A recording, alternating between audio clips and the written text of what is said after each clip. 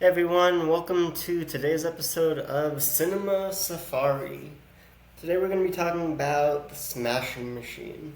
The Smashing Machine is an autobiographical film about Mark Kerr, who was a big staple in MMA and UFC for many years. He kind of redefined the sport, had a big influence on it while he was part of it. Nowadays, he is retired, so he's not as well known anymore by a lot of people, but in that world, he is very well known and probably will be forever. The film was directed by Benny Sabdi, who also produced, wrote, edited the film, along with pretty much all the films he's done in his career. We see Dwayne Johnson take on the title role alongside Emily Blunt, who he reunites with after Jungle Cruise, and they play boyfriend and girlfriend in the film, based on their real life counterparts. And yeah, I had a lot of fun with the film. I'm excited to talk about it and dig into the world of UFC MMA with the Smashing Machine. So stick around for the Smashing Machine.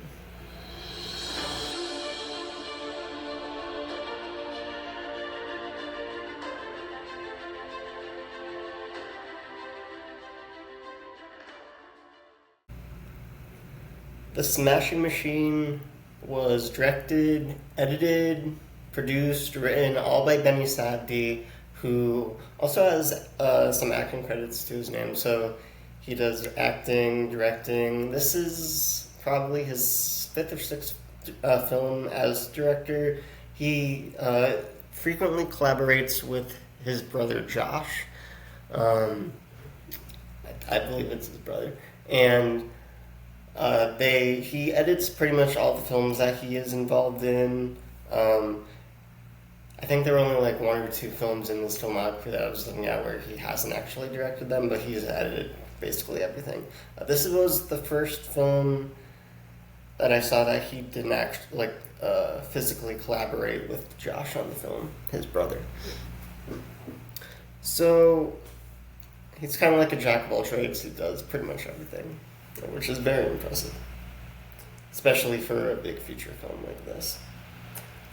So in the film, we see Dwayne Johnson in the lead role playing Mark Kerr, who is a UFC MMA fighter, and the film kind of chronicles Mark Kerr's life, some of his big successes in the sport, and in the end we kind of see his transition to retirement and life following his departure from MMA. Now, Mark Kerr in real life, it is an autobiographical film, so in real life he was a pioneer at the MMA world. He really shaped the sport in a big way. Nowadays he's not, outside of the sport, he's not as well known to a lot of people. Maybe like the older generation, when he was in MMA, might know him better.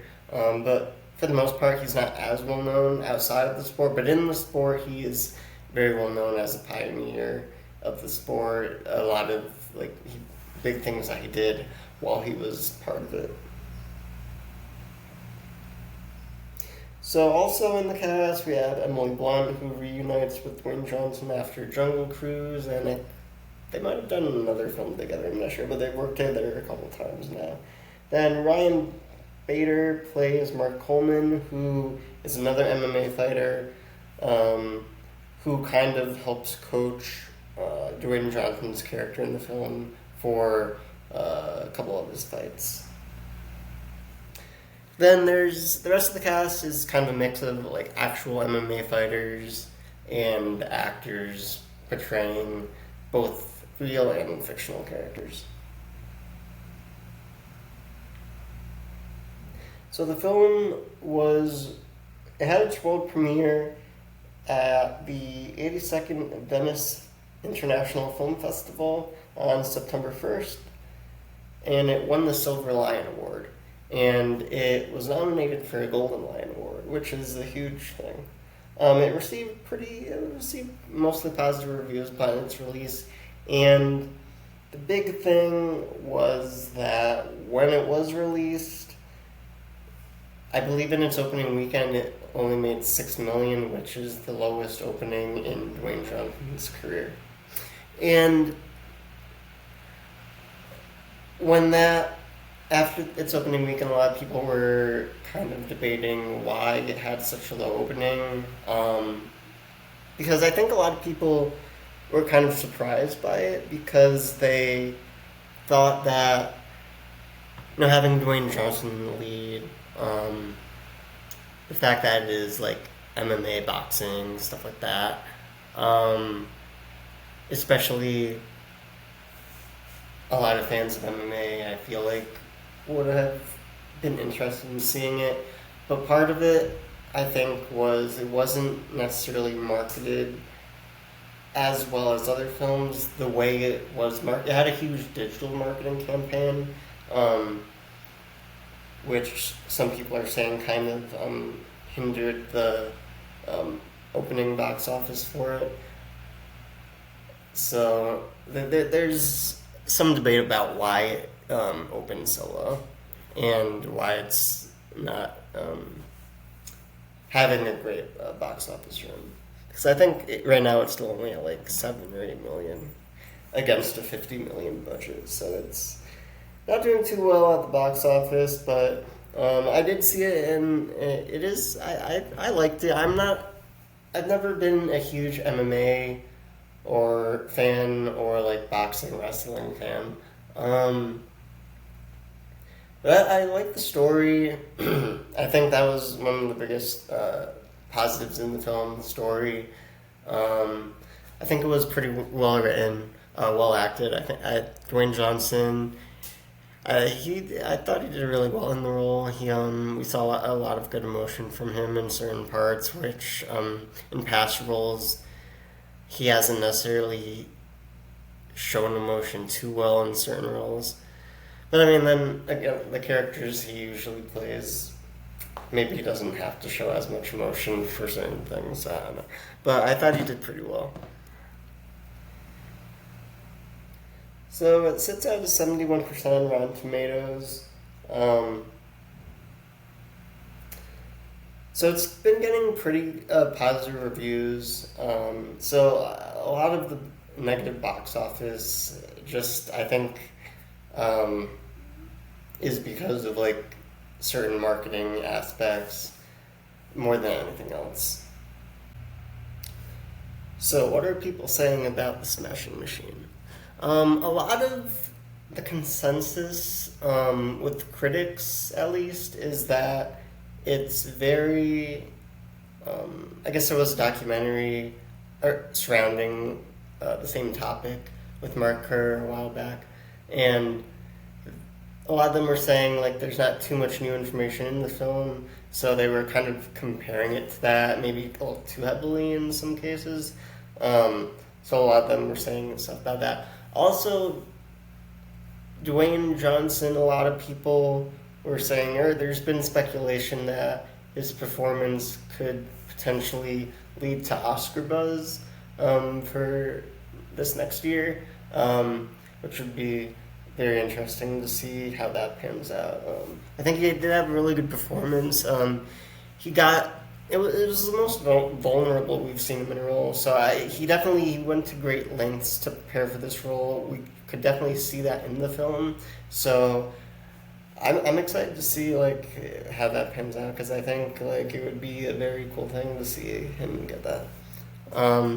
Also, a lot of fans were saying in their reviews Emily Blunt also had a really strong performance, so the two of them combined was definitely a strong point in the film, along with just like the fighting sequences. There were some reviews that compared it to like the Iron Claw, the wrestler, which came out in the past few years, and they were saying while the Smashing Machine was good and they enjoyed it, it wasn't necessarily at the same level as those other films. But overall, the consensus for the most part was pretty similar across the board. So what's coming up for The Rock? So his next film that's scheduled is the live-action Moana film, scheduled to release on July 10th of this upcoming year. So we'll get to see him as live-action Maui after he voiced the character in 2 films and maybe some other media as well. Then he's also attached to, I believe, a currently untitled crime drama film. It's going to be directed by Martin Scorsese. He's joining Leonardo DiCaprio and reuniting again with Emily Blunt.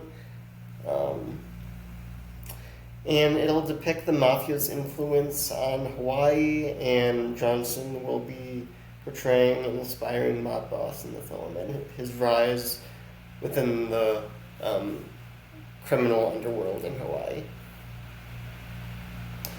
which will be very interesting to see.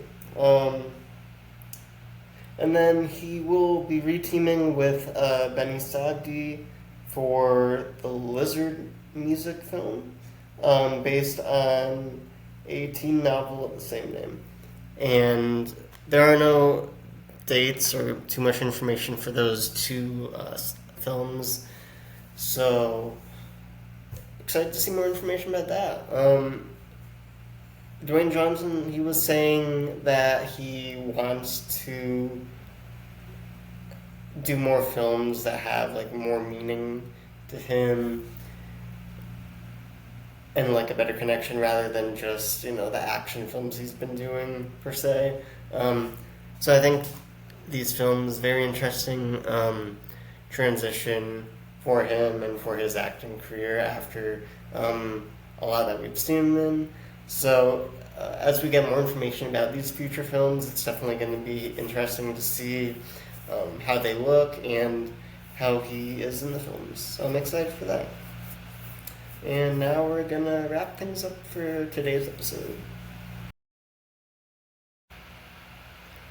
So the Smashing Machine, to recap, I definitely recommend it. I'm not, like I said before, I'm not a huge MMA fighting fan.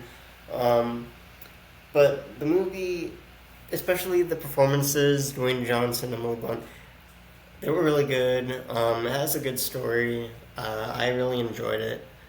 So even if you're not a big MMA fan, I think you'll still enjoy the film. It was well made. And Dwayne Johnson, like I said, he so committed to the role, both physically and just the mindset and emotion that he put into portraying the character. It was definitely something we haven't seen from him before, and I think, like in his past roles, and I think that going forward, he wants to do more kind of like this. And not necessarily like physically speaking, but like more where he can like really dive into the character aspect as opposed to just action and everything like that. And yeah, we definitely saw a different side of him, and I think it was great. I'm excited to see all the successes they have down the road, and even though it hasn't had the best box office turnout, but it's still a great film. I think it's definitely worth a watch. So I'd love to hear your thoughts about if you've seen the film. If you haven't, give it a chance. Comment on today's episode with your thoughts on the film. Your thoughts about Dwayne Johnson, his future films, his transformation. Like the video, subscribe to the channel if you haven't already to stay updated with everything coming out in the future. Also, we're on Instagram, Twitter, or X. Follow us if you're not already. Stay updated with everything that we're doing. And thank you for watching today's episode. We will see you next time.